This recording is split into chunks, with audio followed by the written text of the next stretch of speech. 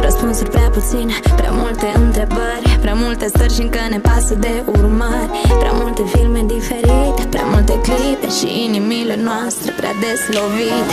Că azi e dragoste, mâine e război și în cazul nostru 1+1 nu mai fac de mult doi.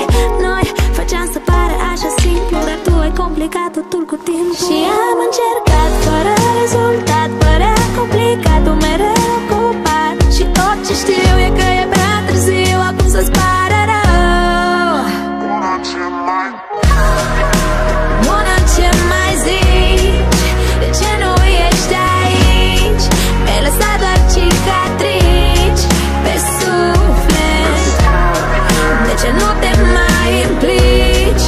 M-ai lăsat plină de frici. Au rămas doar cicatrici pe suflet. Că-s cicatrici sau răni adânci, spune-le cum vrei. Că eu n-am somn și că tu plângi și trecut de 3. Și încă te caut și prin regie și prin tei. Dar azi nu te găsesc cum te găseam de obicei. Mi-am ținut pasul și drama e că dama nu se mai pupă cu asul. Și ceasul îmi spune iar că e târziu. Prea multe cicatrici, dar sufletul e pustiu. Și am încercat fără rezultat, părea complicat, tu mereu ocupat. Și tot ce știu e că e prea târziu acum să-ți pare rău. Bună, ce mai zici? De ce nu ești aici? Mi-ai lăsat doar cicatrici pe suflet. De ce nu te mai implici? M-ai lăsat plină de frici.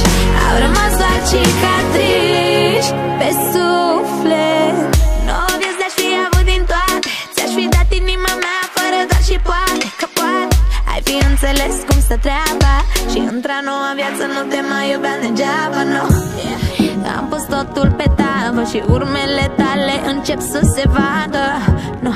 Nu puteam să țin pasul noi doi, nu cred că mai e cazul.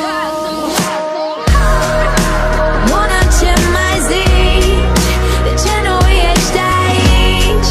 Mi-ai lăsat doar cicatrici pe suflet.